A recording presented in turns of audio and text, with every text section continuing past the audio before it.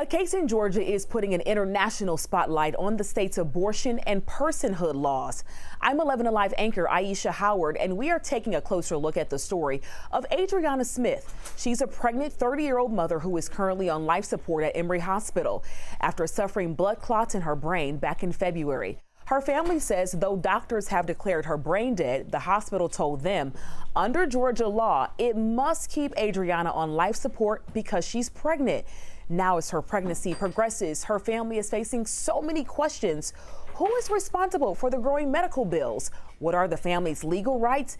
And what happens when the law steps in to make these painful decisions? So at that point, we continued with the pregnancy that we didn't have a choice or a say about. And I just want to be clear on something. We want her to have her baby.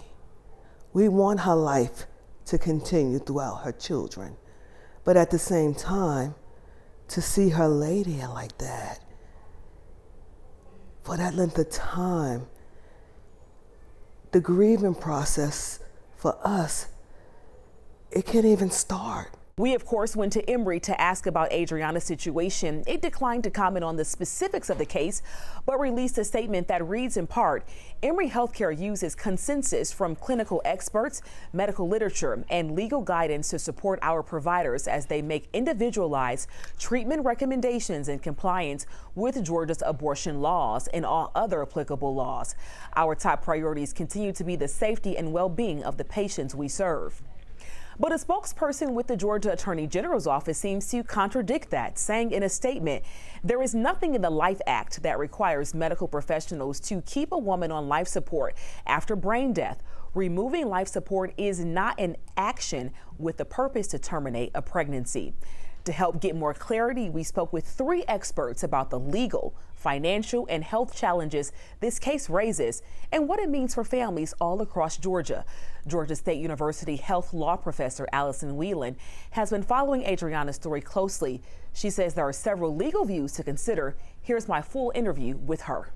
There's a lot going on that is at play in this. So first of all, with respect to the Attorney General's statement and the decision made by the hospital, is that the Attorney General's statement came 90 plus days after the initial decision to keep Adriana on life support was made. So once that decision was made, it's hard to walk it back once the Attorney General made their statement. But even setting aside that issue, with the anti-abortion law in Georgia, so that is the first major barrier and the interpretation issues that we have going on here. So under Georgia law, under what is called the Living Infant Fairness Equality Act, or the LIFE Act, abortion is prohibited after the detection of cardiac activity, which occurs around 6 weeks gestation into the pregnancy. So at the time that Adriana had her medical episode and was declared brain dead, she was around 9 weeks pregnant, which meant that the hospital assumed that terminating her life support would also result in terminating the pregnancy, which the hospital interpreted as being an abortion under Georgia state law. So Georgia state defines abortion as various types of medical acts, including prescriptions or procedures, etc., that are done with the intent to terminate the pregnancy.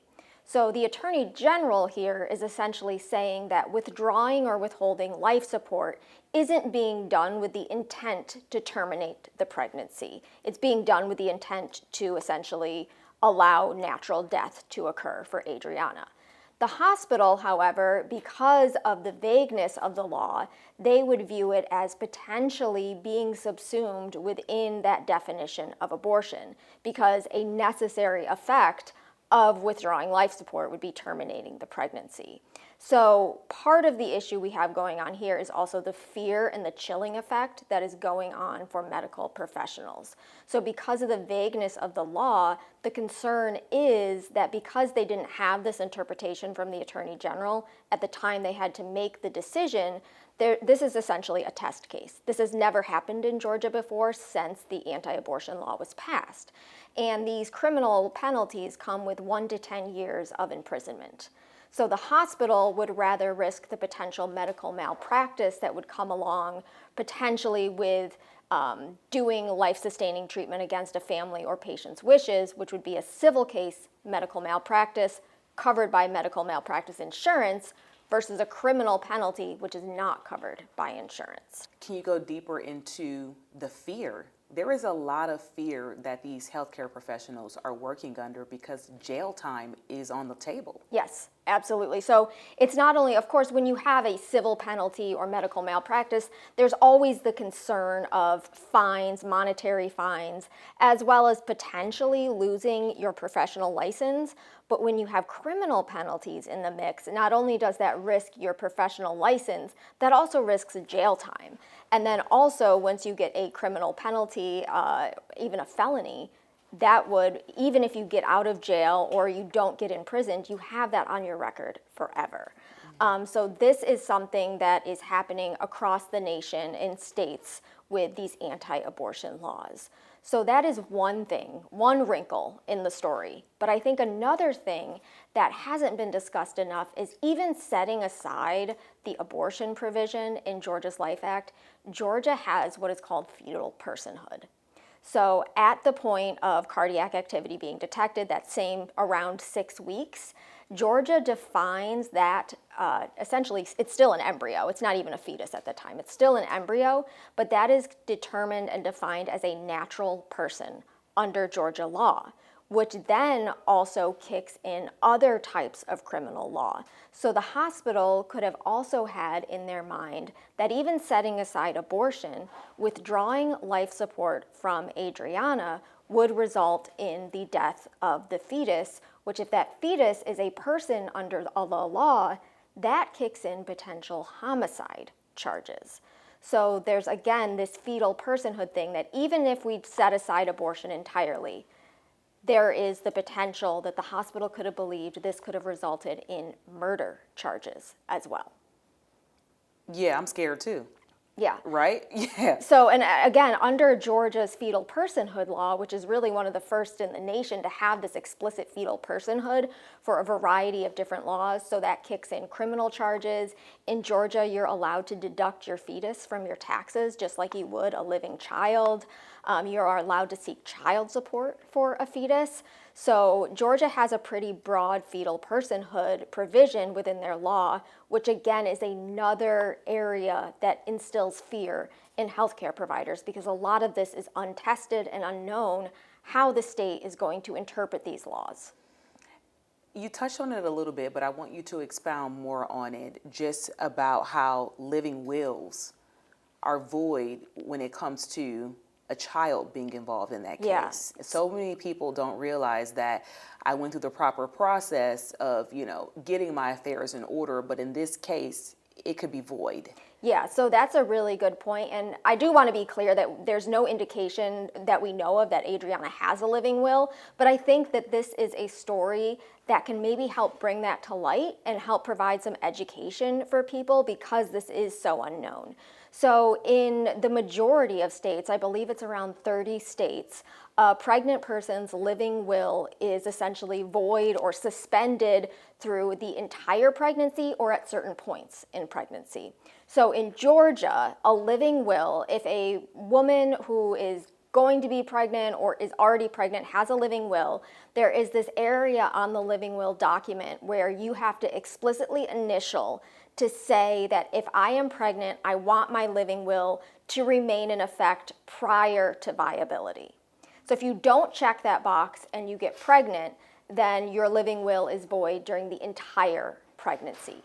But even if you check that box, once the pregnancy reaches viability, which is around 24 weeks, that living will is suspended regardless of what you indicate. So at this point, let's assume Adriana had a living will, and let's assume she said that she wanted her living will to remain in effect during pregnancy. She's around 22, 23 weeks, so that's very close to the time when that living will would have no effect anyways. And in other states, like Texas, for example, your living will is void from the moment you know that you're pregnant, from the moment of conception, essentially. And again, this is something that I think most people are not aware of. Again, as you said, you can think you have everything in order, but this is something that is so under-discussed that I think The law needs to be better about educating people, and I think healthcare providers also need to be better about educating their patients who are considering pregnancy or already pregnant, because this is something that they need to be aware of, that their wishes may not be abided by. What sort of legal precedent do you think this case has set in our state?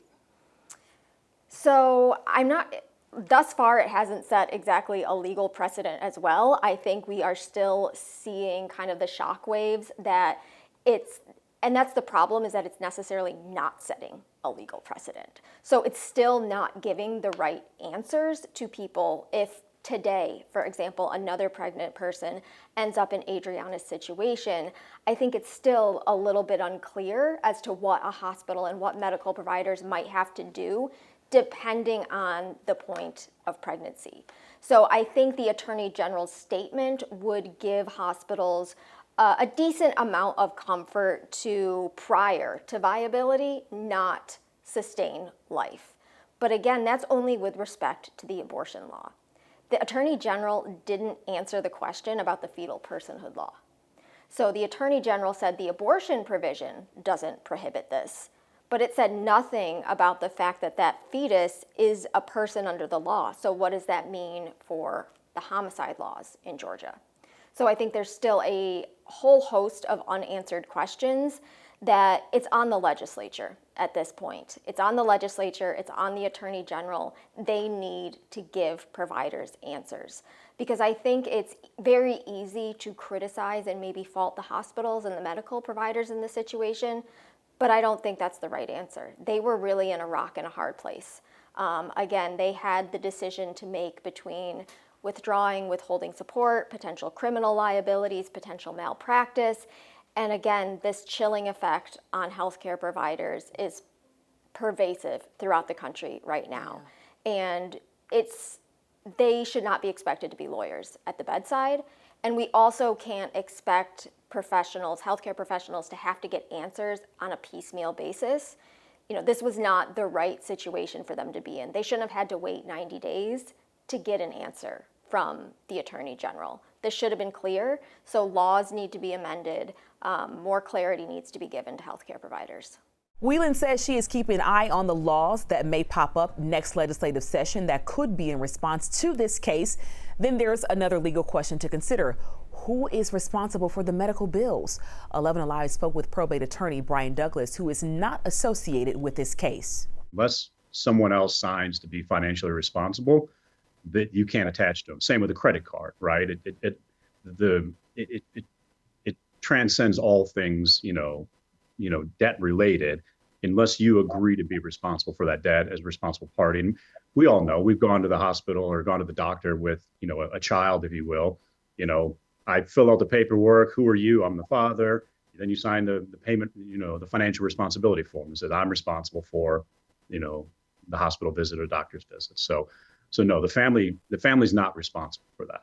Now, Adriana's family says doctors plan to keep her on life support until early August, when they hope to deliver her son via C-section. I sat down with OBGYN Dr. Sujatha Reddy, who is not associated with this case, to talk about how the situation could impact the baby's health.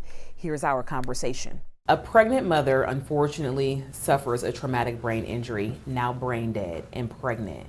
What is happening with mom and baby from a medical perspective?